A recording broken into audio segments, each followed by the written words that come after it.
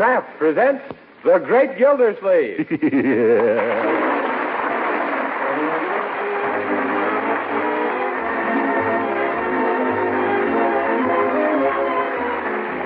Kraft Cheese Company, who also bring you Bing Crosby every Thursday night, present each week at this time Harold Perry as The Great Gildersleeve, written by Leonard L. Levinson.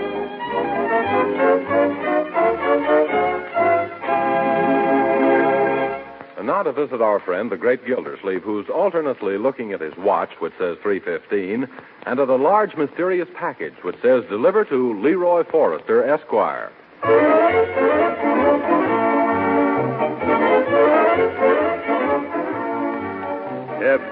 Isn't Leroy ever going to get home from school, my dear? Now, Uncle Mort, you've been fussing over that package ever since it came. You shouldn't be so curious. I'm not in the least bit curious.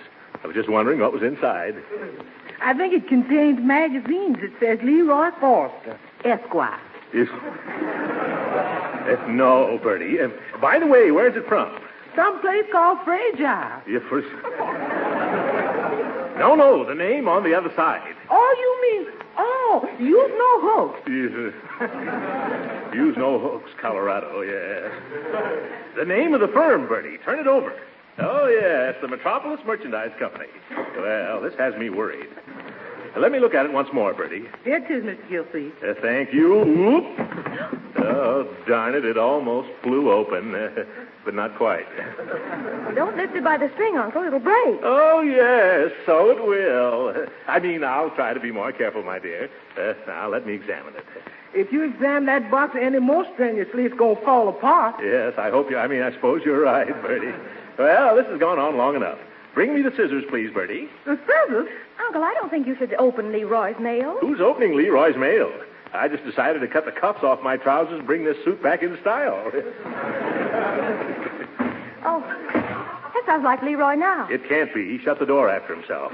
Oh, Bertie, I'm hungry. That's Leroy, all right. Was there any mail for me? Yeah, here it is. Gee, I can hardly wait. Good afternoon, Uncle Mort. Where is it? Hi, Marge. Oh, boy, what a big package. Yes. Hello, Bertie. Anybody got a pair of scissors? Thanks, Unc. Yes. Oh, gee, at last.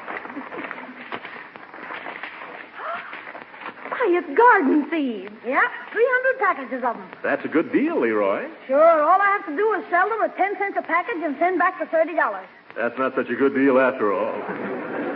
What do you get out of it, young man? Well, I'm not going to tell you now. I'm going to wait till I finish selling the whole slew and surprise you. Well, if you sell that many seeds, it's sure going to surprise me. Oh, don't worry. I've got 3 surefire customers to begin with. Is that so? Who are they, my boy? You, Marge and Bertie. Yes, All right, step right up, folks. Get your nice fresh seeds. Which kind do you want, Bertie? Well, let me see. Oh, you got flower seeds, too? Sure thing. Petunias, hollyhocks, cucumbers, onions. Yes. Yeah, and sweet William. Oh, that's what I'll have. There's a boy in the army named William I'd sweet on. Okay, that'll be a dime, Bertie.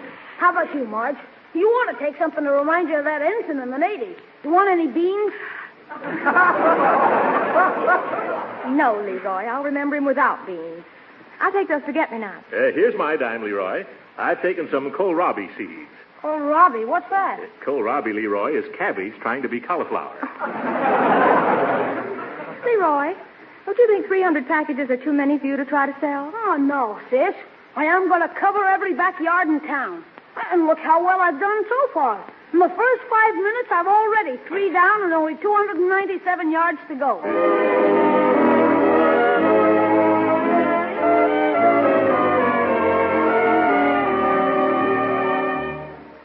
Look, Piggy, why don't you buy your mother a package of flower seeds for Mother's Day?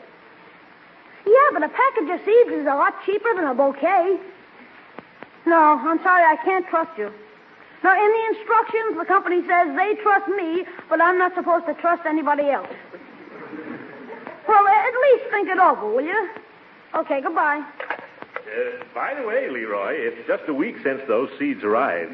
How many have you got left? 263. No, Leroy, I don't mean the number of seeds. I mean the number of packages. That's what I mean, too, Unc. Yes. Business would have been a lot better. Only half the kids in town are selling seeds. Oh, well, it's the best salesmen who win out. Gee, Unc, you used to be a super salesman, didn't you? Well, yes. When I started selling the Gildersleeve girdle, I developed some pretty snappy tricks, my boy. But the principal thing to remember is politeness. Bear in mind that a polite approach will always get a polite response. Now, who's at that door? How do you do, sir? I hope I'm not intruding. You are. What do you want? Well, I represent the Big Gem Encyclopedia Corporation of East St. Louis, Illinois. No, scram. But you haven't... Beat it. You haven't even heard what I have to say. I don't want any. Goodbye. Remember, Leroy, a polite approach will always get a polite response. Always remember that. I'll bet a quarter that when you went out after a prospect, you brought him back on the dotted line, like Frank Burke. A buck. Okay, a buck then. Let's not bet. However, I wager I could do such a good job selling your vegetable seeds that you could come along 10 minutes later and sell the same people corned beef to go with the cabbages they'd expect to raise. Yeah, it's too bad you still can't do it, Uncle Mort. Yeah, who says I can't? Could you? Why, of course. Oh, gee, that's swell. Oh, Marge, Uncle Mort is going to show me how to sell the rest of my seeds. Now, hold on a minute. I didn't say I'll that... go to my room and get my stock, Uncle. Oh, great jumping jeeps. I've been taken in again.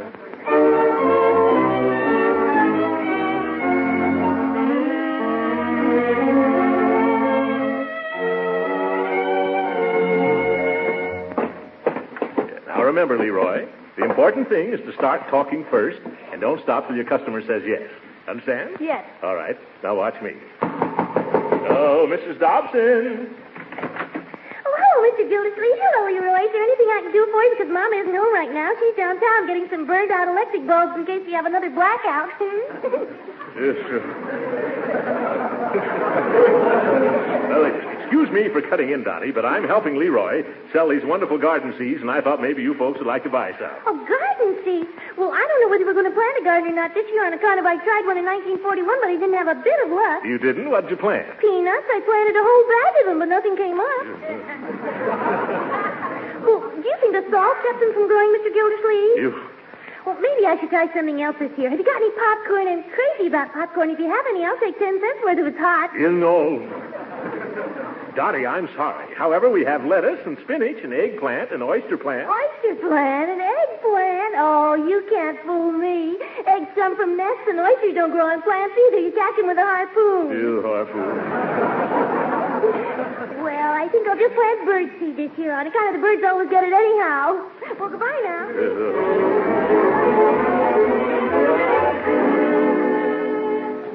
It's getting dark, Uncle Mort. Don't you think we better go home while we're just hungry and before we start starving? No, Leroy. I'd still like to show you how to make a sale. Now, I have a feeling that things are going to be different at this house. Okay, I'll ring the bell. Yeah. Now, observe the way I give them the politeness approach.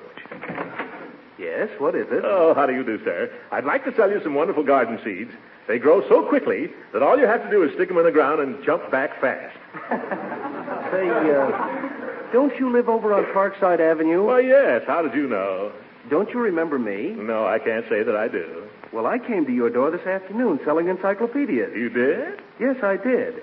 And do you remember what you did? No, what?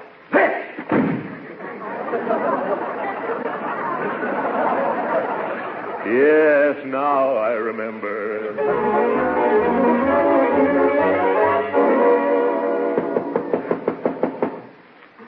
Uncle Mort, can't we continue the salesmanship lesson tomorrow? No. After we sell some seeds to Mrs. Twitchell Leroy, I'm sure she's going to buy some anyway. Why not? She's been a pioneer in everything else. What's keeping her? You'd think the old squaw would answer her door, but she's probably too la-di-da, Mrs. Twitchell. Oh, hello, Leroy. How do, Mr. Gildersleeve? What brings you here? It's these seeds of Leroy's. He had quite a lot of them, and I suggested to him that you might want some. Well, that's very thoughtful of you. I could plant some in my garden. You see, Leroy, your Uncle Mort knows. How about 3 or 4 packages of corn, Mrs. Twitchell? Are you sure you can spare it? Oh, sure. We got 9 packages. Would you like all 9 of them? Yes, I would. Oh, splendid. Now, how about some turnips and parsnips? Oh, do you think they'd be useful? Oh, surely. They're good for, what are they good for? Oh, yes, they make better mashed potatoes than lima beans do. Here you are, 6 packages. Oh, I would also like some beet seeds. How do they come? Beets? 8 to the bar. Yeah, kind of silly, isn't it? You know, we've struck a gold mine. Yeah, you said it. Now, Mr. Twitchell, would you like some Brussels sprouts or okra or lettuce? Oh, no more, Mr. Gildersleeve. I already have more than I should have taken, and really, it was most generous of you to come over with such lovely little gifts. Yes, gifts? Thank you, and good night. Good night.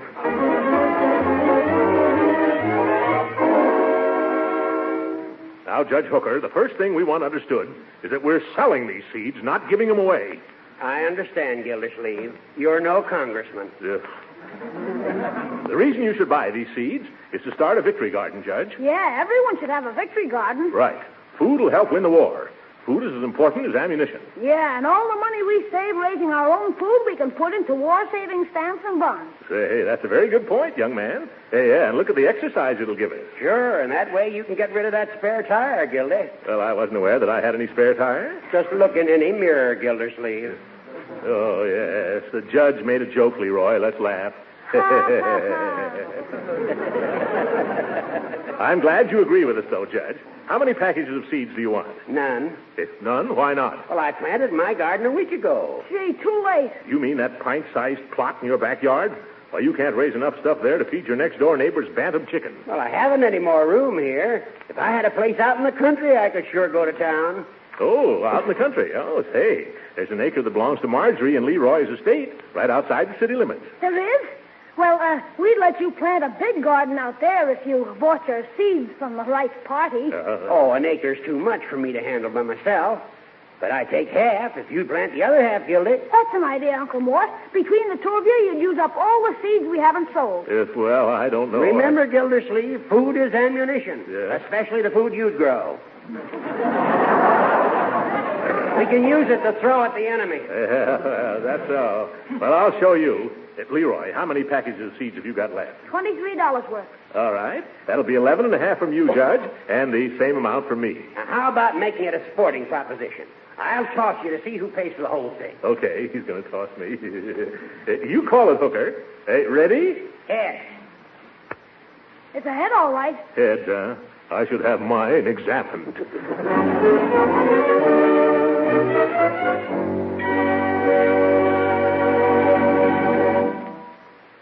We'll hear from the Great Gildersleeve again in just a moment. But first, here's an interesting question a friend asked me. A question that certainly proves American housewives are nutrition conscious these days. It was about parquet margarine, the delicious spread for bread made by Kraft. This housewife said, I serve my family parquet margarine, and they all like it. But does parquet provide them with the kind of nourishment I should expect from a spread for bread? Well, that's easy to answer. The answer is yes. Parquet margarine provides economically the important food elements that nutritional experts generally require of a spread for bread. Here they are. First, parquet margarine provides energy. In fact, it's one of the best energy foods you can serve. Second, parquet is nourishing because the wholesome American vegetable oils and farm products that go into parquet are nourishing in themselves. Third, parquet margarine is a reliable food source of vitamin A. Yes, summer and winter, every pound of parquet contains 9,000 units of this important vitamin. So, you see, thrifty parquet margarine provides the things a spread for bread should provide. And it tastes so deliciously good, your family is sure to like it. So why not try some tomorrow? Just ask for Parquet, P-A-R-K-A-Y. Parquet margarine, made by Kraft.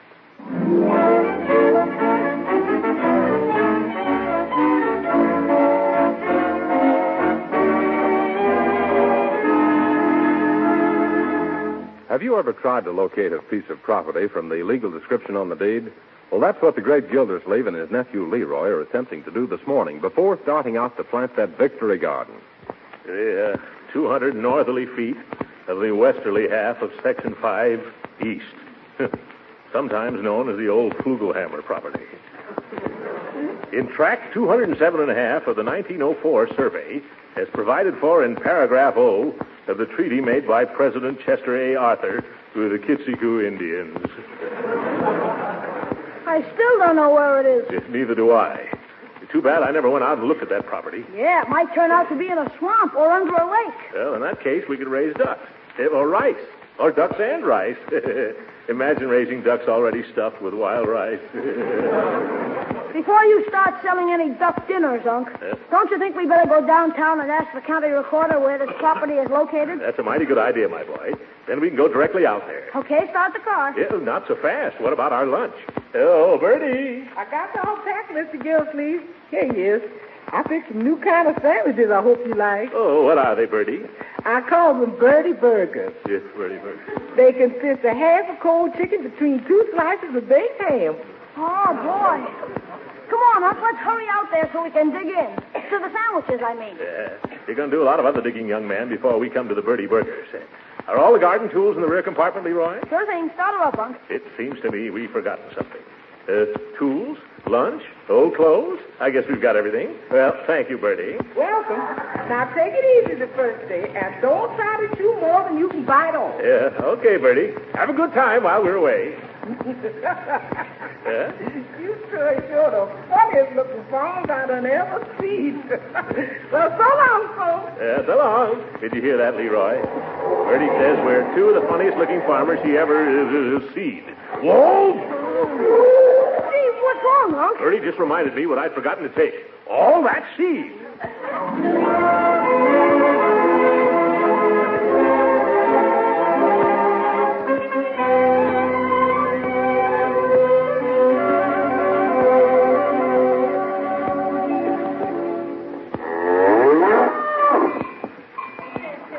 This is certainly out in the country, all right, isn't it, my boy?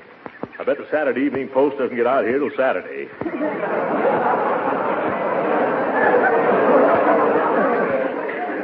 How did the estate ever happen to have property this far from town? Well, it was taken in on a bad debt that we were taken in on.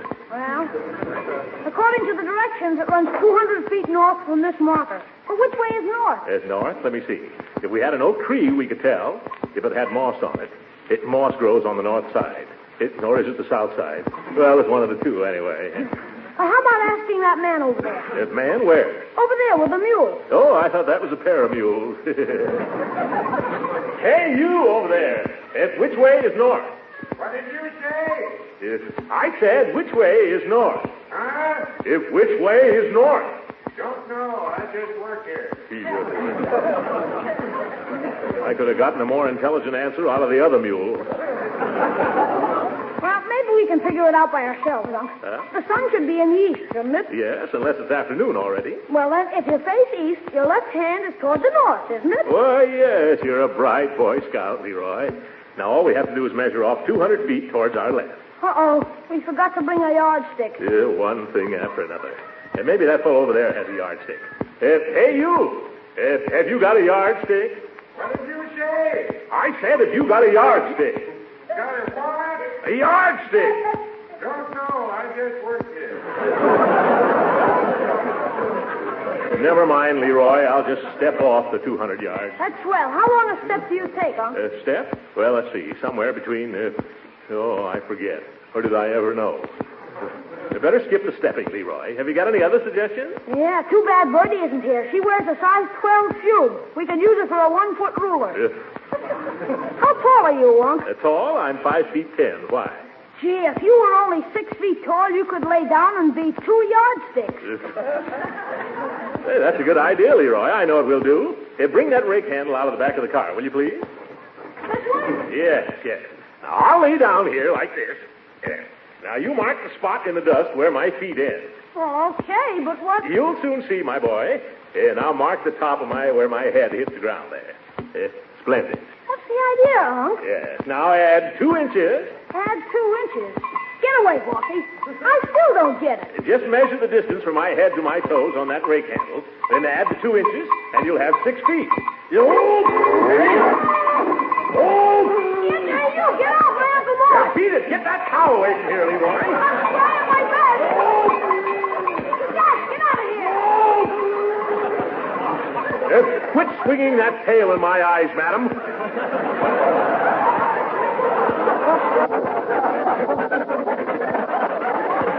She's gone now, Unc. Oh, thank goodness she's gone. Help me up, Leroy. My goodness. What does that farmer mean, letting a dangerous cow run around loose? Hey, you! What did you say? Why did you leave that cow loose? What's that? What do you mean leaving that cow run around stepping on people? Who what? Oh, why is that cow allowed to run wild? Don't know. She just works here.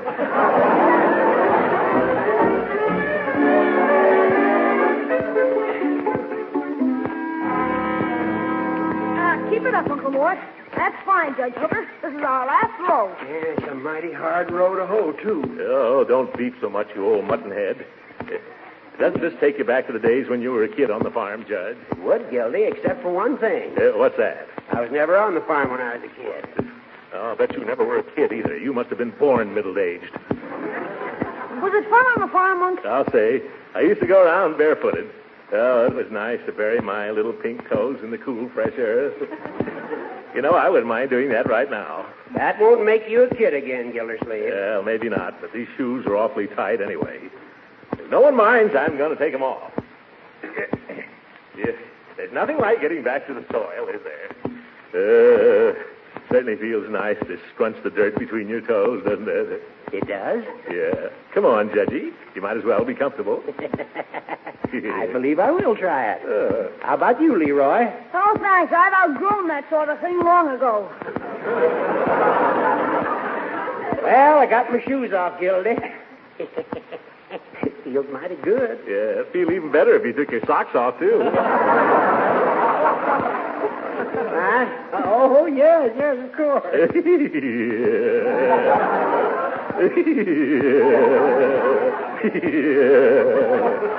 Hey, what's wrong with you? I'm standing on a pussy willow.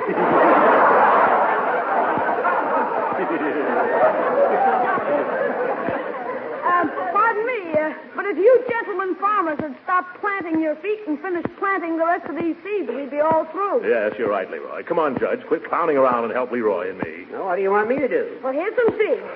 Unc, you put 2 of these in each hole, and Judge Hooker, you cover them with dirt. Oh, that's easy enough. Hey, you've got 2 different kinds of seeds in this bag, Leroy. Which do you want us to plant? 1 of each.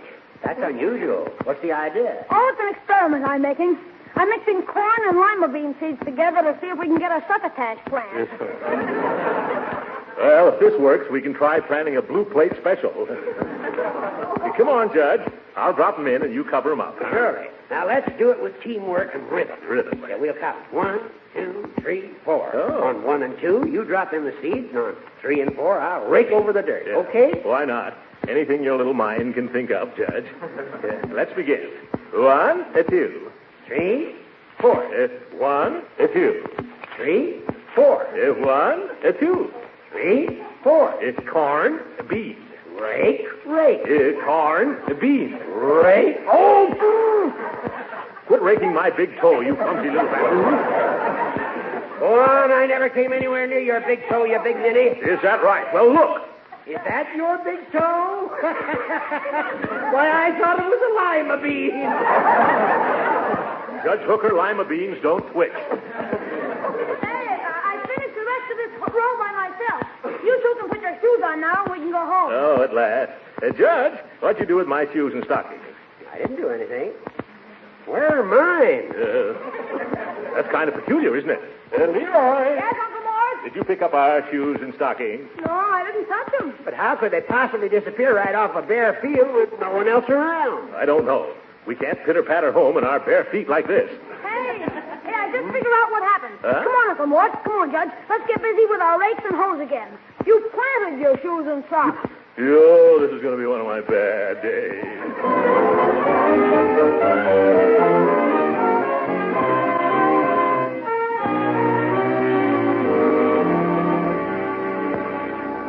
Mr. Gildersleeve, how soon you expect to start harvesting the truck on your truck farm? Yes, well, any day now, Bertie.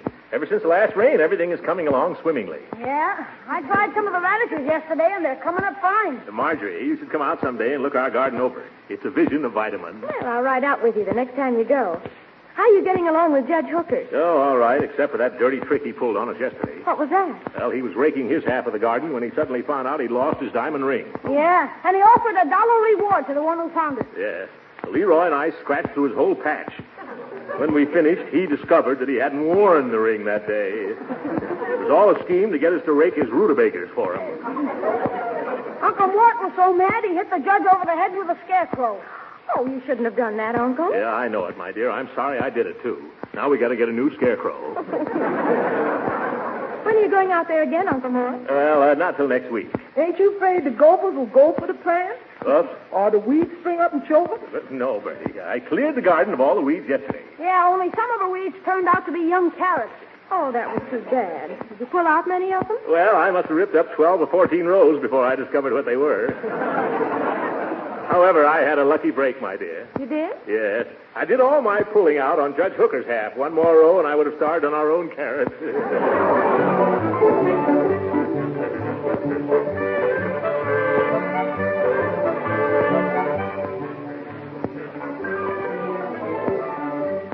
Really, Uncle Mort, I've been amazed at what you've done with this bit of land.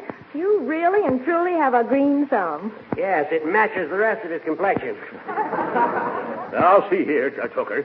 You get over on your own side with your pumpkins and cabbages. That way you won't look so conspicuous. Uncle Mort, the judge was only having a little fun. Huh? He didn't mean it.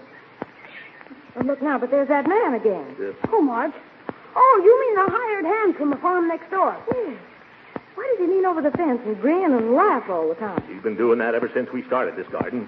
Used to make us angry at first. Doesn't he give any explanation? Well, if you ask what it's all about, he just says, Don't know. I just work here. Oh, I bet I could find out.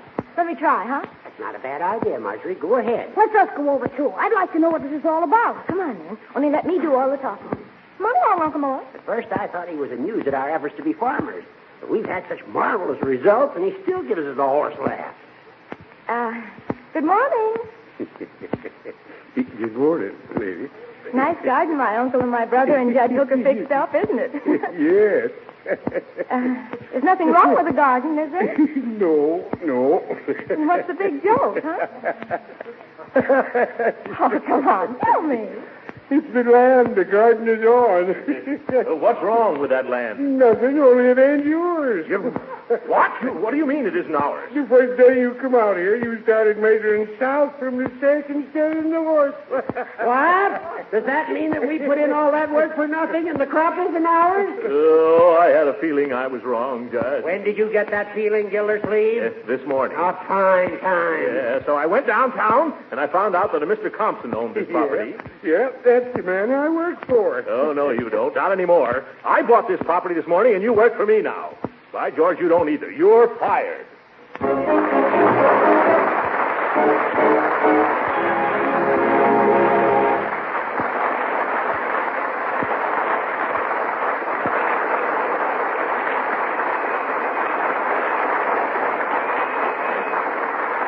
The Great Gildersleeve will be with us again in a few minutes. Meantime, I imagine you mothers and housewives are pretty busy these days, so I'm sure you're interested in ways of streamlining the preparing of meals and getting results that are mighty appetizing, too. Now, if you're used to running to the refrigerator for a dab of this for a shortening, a dab of that for pan frying, and something else for a spread for bread, here's a time-saving hint. Use Parquet margarine for all these purposes. Yes, Parquet margarine, made by Kraft. You see, the delicate, appetizing flavor that makes Parquet margarine such a delicious spread for bread makes it a favorite for cooking, too. Yes, Parquet margarine is a real flavor shortening that makes all baked foods taste better. It's a swell seasoning for hot vegetables. Parquet margarine makes pan-fried foods tastier, too, and it doesn't spatter or stick to the pan. So in one convenient package, you have a grand-tasting product for all these uses. And remember this, no matter how you use it, Parquet margarine is a nourishing, wholesome energy food and a reliable year-round source of vitamin A. So tomorrow, sure, try economical Parquet margarine. Remember, it's Parquet, P-A-R-K-A-Y. Parquet margarine, made by Kraft.